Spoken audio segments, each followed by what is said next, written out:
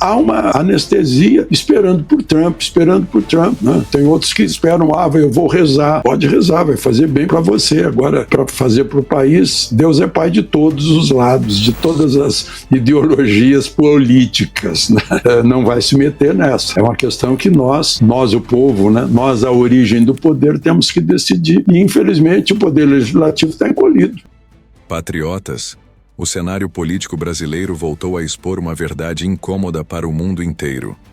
O recuo recente de Donald Trump diante da possibilidade de confrontar Alexandre de Moraes não foi apoio ao STF, foi um alerta. Para muitos analistas, o poder no Brasil já saiu completamente do lugar onde deveria estar. A leitura que vem dos bastidores é clara. Os Estados Unidos entenderam que esse embate não cabe a forças externas, mas sim às instituições brasileiras. E aí está o problema. O Congresso, eleito pelo povo, segue omisso, enquanto o Supremo avança, decide, legisla e governa sem freios. Segundo análises independentes, o episódio escancara um Brasil onde o STF concentra poder absoluto, enquanto deputados e senadores assistem em silêncio à corrosão do equilíbrio entre os poderes. Não é mais uma questão ideológica, é constitucional. A pergunta que fica é direta e incômoda. Até quando o Congresso vai fingir que não vê o que está acontecendo? Aqui no Repórter Digital, a gente não passa pano nem repete narrativa pronta.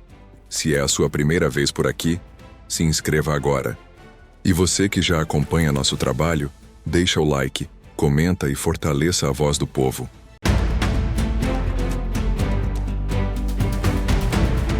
Comemorou a retirada das sanções ao ministro Alexandre de Moraes e também à sua mulher.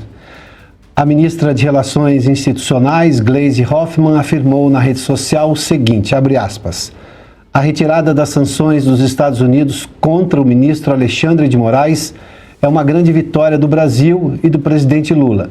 Foi Lula quem colocou esta revogação na mesa de Donald Trump, num diálogo altivo e soberano. É uma grande derrota da família de Jair Bolsonaro. Traidores que conspiraram contra o Brasil e contra a justiça, fecha aspas. O líder do PT na Câmara, deputado Lindenberg Farias, também celebrou a decisão e afirmou que, abre aspas, a retirada do ministro Alexandre de Moraes e de sua esposa da lista da Lei Magnitsky é uma derrota histórica dos traidores da pátria que tentaram negociar sanções internacionais, revogação de vistos, tarifas e a chamada pena de morte financeira contra o ministro relator do STF no caso da trama golpista, mas especialmente uma vitória do presidente Lula, da democracia brasileira e da defesa intransigente da soberania nacional.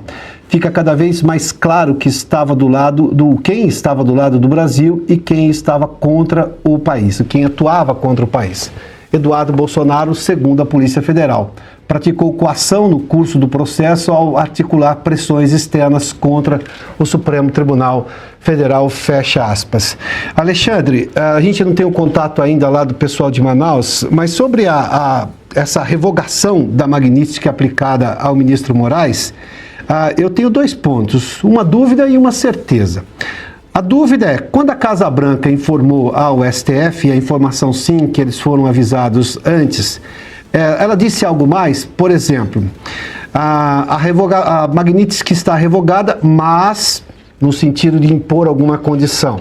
Ou, olha, a Magnitsky está revogada e precisamos que... Ou não disse nada.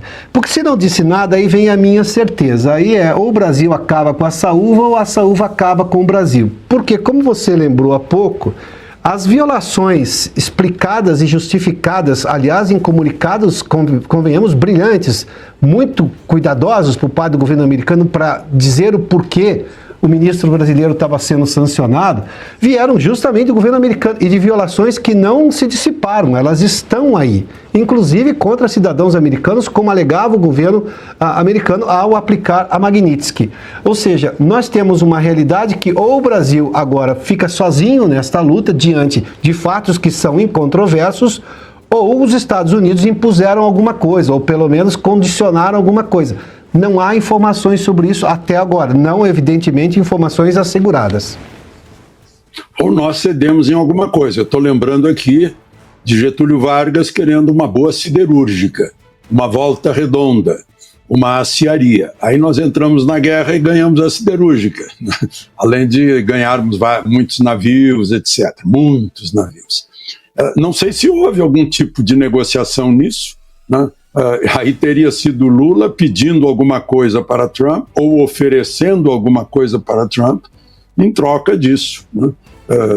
Lula é reconhecido, né? Moraes foi um dos que participaram da descondenação de Lula. Ele deve para o Supremo, sem dúvida, deve a liberdade dele, deve a limpeza da ficha, né? Ficha limpa, pode ser candidato à presidência da República. Não sei se foi isso, né? Agora, o fato é esse, que você está preocupado, Piotr, agora vamos ficar só com o contrato da Master, as agressões à Constituição, o inquérito do fim do mundo. Isso não é só, né? Constituição, meu Deus do céu, é o que mais vale de sustento jurídico de um país, do direito de um país, da organização, da estrutura de um país. É a Constituição, e ela foi desrespeitada, né? Eu vi aí no artigo dessa semana que menciona isso, fala em desrespeito à Constituição, que a mídia aplaudiu as questões, foi cúmplice, né? Calou-se, foi cúmplice. Isso não existe em jornalismo, alguém calar-se diante de um desrespeito à Constituição. Mas a gente está numa anestesia, tá todo mundo anestesiado, não percebe. Basta ver esse contrato de 3.600.000 por mês, que é uma aberração. Mas ele é muito eloquente, ele fala por si, ele não precisa de adjetivos. Esse contrato já é um substantivo, é uma voz gritante, gigantesca, mas ninguém ouve. Há uma anestesia esperando por Trump, né? Tem outros que esperam, eu vou rezar. Pode rezar, vai fazer bem para você. Agora, para fazer para o país, Deus é pai de todos os lados, de todas as ideologias políticas, né? Não vai se meter nessa. É uma questão que nós, o povo, né? Nós, a origem do poder, temos que decidir. E, infelizmente, o poder legislativo está encolhido. Basta ver todos os episódios que a gente tem visto aí nesses últimos tempos. Está encolhido por quê? Porque tem culpa em cartório. Porque o Supremo julga deputados e senadores. Agora fazem de tudo para que senadores não julguem ministros do Supremo. Inclusive, presidentes Pacheco e Alcolumbre sentam-se em cima dos requerimentos e não dão a mínima para os representantes do povo, dos estados, deputados, senadores, aqueles que apresentam requerimentos de impeachment. Essa é a situação. Nós estamos com medo de atravessar o Rubicon. Não chegaremos a Roma, nem ao direito romano. Alexandre, você tocou num ponto aí de estarmos anestesiados. Eu tenho uma informação que o governo brasileiro nunca de fato teria apresentado como condição para abusar do latim sine qua non aqui, ou seja, ou é isso ou a gente não senta na mesa. A revogação de sanções políticas, ou seja, a da Magnitsky ou de vistos aos ministros. O governo brasileiro estava preocupado com a questão das questões, sobretudo comerciais. E, claro, tocava nesse assunto, queria um aceno do Trump para o Lula, para ele usar internamente, coisa que o Trump já fez, mas esse nunca teria sido nunca teria sido a prioridade, em que pese aí essas declarações da Gleisi Hoffmann e do Lindenberg. Nunca foi. O governo Lula nunca teria lutado realmente por isso. O fato do governo americano ceder nesse ponto é o que chama a atenção de o que mais teria sido ofertado. O que mais estaria em jogo, como você mencionou, lembrando de Getúlio Vargas em relação à Segunda Guerra, a CSN e por aí vai. A gente sabe, por exemplo, eu fiz menção há pouco aqui, até porque essas consultorias internacionais que hoje atuam no Brasil e atendem clientes brasileiros que têm, digamos, interesses e negócios com a Ásia, elas receberam uma informação e disseram: vocês precisam já começar a pensar num plano de contingência, porque haveria uma possibilidade agora crescente, segundo eles, em relação à invasão da China por Taiwan. É algo que está na iminência de acontecer. A China não nega isso nunca, faz operações ali na região, operações com navios e aviões. A Taiwan responde colocando alguns navios ali, ou seja, não é um estado normal de paz ali, está longe disso. Por outro lado, você falou da apatia ou dessa, digamos, da anestesia do povo brasileiro. Eu me lembro que em 2012 eu entrevistei o então ex-presidente já Fernando Henrique Cardoso e eu perguntei a ele por que as pessoas não iam às ruas, né, diante da situação do governo Dilma e tudo mais. Em 2013, por um acaso, começou aquela onda de manifestações e elas foram, digamos, terminar na eleição de Bolsonaro, né? A Dilma caiu, veio o governo Temer durante aquele tempo todo. Você que tem larga experiência, você já viu o Brasil tão anestesiado assim por tanto tempo? E você de alguma forma explicou aí. Eu tenho hoje um congresso numa situação que talvez em denúncias já houve casos semelhantes. De problemas com ficha corrida também já houve casos semelhantes. Então, temos anões do orçamento, uma série de coisas, né? Mas a gente nunca teve um Supremo que saiu da casinha e hoje é quase que o imperador do Brasil. Me parece até que esse gesto americano, eu estou deduzindo agora, confesso, é uma dedução. Ao fazer esse aceno ao Supremo, parece que o governo americano entendeu quem governa o Brasil. O que foi negociado a partir daí, bom, aí é outra questão, a gente está tentando aqui chegar a essa conclusão, né? Não há nada mais a tolher o poder, né, de Moraes, que tem agido como relator, ele tem agido como investigador, vítima, né, promotor público, juiz e agora execuções criminais, né? Isso é sabido, isso é óbvio, isso é do conhecimento público.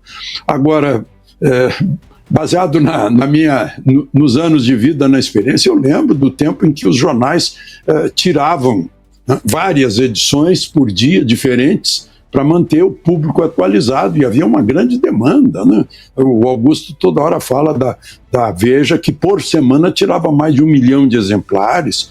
Os grandes jornais eram esperados na banca de madrugada, né? E hoje, paradoxalmente, nós temos a rede social, a informação instantânea. Será que ela não serve para despertar a politização no brasileiro, a cidadania? Porque não adianta o sujeito ser literalmente, né, tá escrito na Constituição, todo poder emana do povo, ele não tem consciência disso. A maior parte do povo brasileiro não tem consciência disso. A Branca leu aí uma parte do meu artigo, 45% da população ativa está vivendo de dinheiro dos outros, do imposto pago pelos outros, né? E, portanto, são servos, são escravos, são o quê, né? Porque ficam dependendo da pessoa que eles acham que está dando presente, dando benefício. Então, e a mídia, que na época era ativa, presente, crítica, né? Cito de novo o Milor Fernandes, a natureza do jornalismo é a crítica, é a oposição. O contrário é secos e molhados. Áulicos são da corte para aplaudir. Mas hoje estão tão amarrados. Houve uma decadência financeira de grandes órgãos, né? E aí precisam de propaganda do governo. Ora, governo não precisa de propaganda, basta prestar bons serviços públicos. Mas as verbas de propaganda crescem para sustentar, tem que pagar agora o 13º, a folha de pagamento do fim do mês de muitos jornais, emissoras, etc. E aí é isso. E aí deixam de lado a sua necessidade de informar. Olha, eu não duvido, Piotr, que algum jornal que nunca noticiou que Moraes foi sancionado, que agora tenha que noticiar que foi cancelada a sanção. Os seus assinantes vão perguntar, uai, mas você nunca noticiou isso, né? Esse contrato da Master, por exemplo, eu duvido que todo mundo esteja publicando, e já vi que não publicaram com o tamanho da manchete que seria nos anos 50, nos anos 60, por exemplo, né? Porque é uma coisa incrível, como eu disse, fala por si só. E quanto a manifestações, né, lá que começaram por causa de, se não me engano, 20 centavos da parada de ônibus, né, começou pequenininho e se tornou um apelo político. Por quê? Porque já na pandemia fizeram uma experiência, né? A televisão mostrava as covas que estavam nos esperando, então em pânico ficamos congelados, obedecendo tudo que nos diziam sem entender o que estava acontecendo, né? Houve uma paralisia coletiva, né? E aí obedecemos tudo, né? A pessoa nem sabe por que estava usando máscara e respirando o próprio ar. Ficava com dor de cabeça no fim do dia e não sabia por quê. Hoje todo mundo sabe que não precisava coisa nenhuma e botar todo mundo numa casa, todo mundo junto. Se um tivesse contaminado, pegava todo mundo também, né? Prendia o sujeito que estava na praça, a mulher que estava na praça em Araraquara, quando deveria estar na praça, assim, respirando ar puro. Fizeram tudo o contrário e dominaram. Depois veio o 8 de janeiro, que foi uma explosão, né? Eu expliquei como uma catarse, porque estavam contidos lá na frente do QG, e aí consideraram isso como um estímulo à invasão. Quando eu entrei para falar, já tinham invadido tudo, mas enfim, né, faz parte. E aí as pessoas ficaram com medo de fazer reunião na rua, né? Sim, encheram a Avenida Paulista mais de uma vez, né? Fizeram manifestações, mas está todo mundo com receio, todo mundo com medo, está com medo de falar alguma coisa, de escrever alguma coisa. Esse medo contraria o que está escrito na Constituição, no artigo 5º, no artigo 220, liberdade de expressão. É uma Constituição libertária, né? Ela veio até como uma diástole depois da sístole dos anos de governo militar, né? Foi em 88, inclusive, José Genuíno certa vez me disse: puxa, se a gente soubesse que ia cair o Muro de Berlim, a gente ainda teria feito uma Constituição diferente. Mas a Constituição garante liberdade de expressão e todas as demais liberdades. E que, no entanto, estão, como a própria Magnitsky justificou, estão sendo contidas, né? Olha, em lugar em que há contenção da liberdade é porque não há democracia. Então, é isso que a gente está vendo, e agora parece que os Estados Unidos dão um sinal: ó, é com vocês, resolvam aí, eu não estou para ser o anjo exterminador que vai fazer as coisas que o Congresso do Brasil, o poder legislativo, os representantes do povo deveriam fazer.